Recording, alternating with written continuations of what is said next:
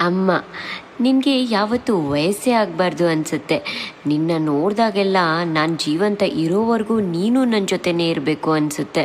ನಿನ್ನ ಸಂಬಂಧ ಅದೆಷ್ಟು ಹಳೇದೋ, ಅದೆಷ್ಟು ಜನ್ಮಗಳು ಜೊತೆಗೇ ಕಳೆದಿದ್ದೀವೋ ಅನಿಸುತ್ತೆ. ನಾನು ಹುಟ್ಟಿದಾಗಿಂದ ತಿಳಿದೇನೋ ಅದೆಷ್ಟೋ ತಪ್ಪುಗಳನ್ನು ಮಾಡಿದೆ. ನಿನ್ನ ಜಾಗದಲ್ಲಿ ಬೇರೆ ಯಾರಿದ್ರೂ ಸಹ ಸಹಿಸ್ತಿದ್ರೋ ಇಲ್ವೋ, ನನ್ನ ಪ್ರಪಂಚದಲ್ಲಿ ನೀನೇ ಎಲ್ಲದಕ್ಕಿಂತ ದೊಡ್ಡೋಳು ಅಂದ್ಕೊಂಡ್ರೂ ಸಹ ನಿನಗೆ ನಾನು ನೋವು ಕೊಟ್ಟಷ್ಟು ಪ್ರಪಂಚದಲ್ಲಿ ಯಾರಿಗೂ ಕೊಟ್ಟಿಲ್ಲ. ನಿನ್ ಮೇಲೆ ತೋರಿಸಿದಷ್ಟು ಸಿಟ್ಟು ಸಹ ನಾನು ಯಾರ ಮೇಲೂ ತೋರಿಸಿಲ್ಲ. ಈ ಪ್ರಪಂಚನ ನಾನ್ ನೋಡೋಕ್ಕೂ ಮೊದ್ಲಿಂದಾನೇ ನೀನ್ ನನ್ಗೆ ಸ್ನೇಹ ಪ್ರೀತಿ ಕೊಟ್ಟಿದೀಯ. ಆದ್ರೆ ನಿನ್ನನ್ನ ಒಬ್ಬ ಸ್ಟ್ರಿಕ್ಟ್ ಶಿಕ್ಷಕಿ ತರಾನೇ ನೋಡ್ತಾ ಬಂದೆ. ನಿನ್ ಕಾಳಜಿನ ನಾನು ಭಯದ ರೂಪದಲ್ಲಿ ನೋಡ್ದೆ. ಆದ್ರೆ ನಮ್ಮಿಬ್ಬರ ನಡುವೆ ಇದ್ದಿದ್ದು ಇಂಥದ್ದೊಂದು ಸ್ನೇಹ ಅಂತ ತುಂಬಾ ತಡವಾಗಿ ಅರ್ಥ ಆಯ್ತು. ಅದನ್ನ ಅರ್ಥ ಮಾಡ್ಕೊಂಡ್ ದಿನದಿಂದ best friend, close friend, old friend, favourite friend ಎಲ್ಲ ನೀನೇ ಆಗ್ಬಿಟ್ಟೆ. ಇವತ್ತು ನಿನ್ ಜೊತೆ ಆಡೋ ಗಂಟೆಗಟ್ಲೆ ಮಾತುಗಳು ಸಾಕೆ ಅನ್ಸಲ್ಲ. ನನ್ನ ಇಷ್ಟ ಕಷ್ಟಗಳು ನಿನ್ನೊಬ್ಳಿಗೆ ಗೊತ್ತು. ನನ್ ಬಗ್ಗೆ ಒಂದಿಷ್ಟು ಅಸೂಹೆ ಇಲ್ದೇ ಇರೋಳಂದ್ರೆ ಅದ್ ನೀನೊಬ್ಳೆ. ನಾನು ಎಲ್ಲಾದ್ರಲ್ಲೂ ಗೆಲ್ಬೇಕು ಅಂತ ಬಯಸೋಳು. ಬಿದ್ರು ಮತ್ತೆ ಏಳ್ಬೇಕು, ಅತ್ರು ಮತ್ತೆ ಜೋರಾಗಿ ನಗ್ಬೇಕು ಅಂತ ನಿಸ್ವಾರ್ಥವಾಗಿ ಬಯಸೋಳು ನೀನೊಬ್ಳೆ. ಒಂದ್ ಟೈಮಲ್ಲಿ ಇಡೀ ಪ್ರಪಂಚ ನನ್ನನ್ನು ನಂಬಿದ್ರು ನೀನ್ ನಂಬಿದೀಯ. ಪ್ರತಿಯೊಂದಕ್ಕೂ ನನ್ಗಿಂತ ಜಾಸ್ತಿ ಯೋಚನೆ ಮಾಡಿ ಗೈಡೆನ್ಸ್ ನೀಡೋಳು.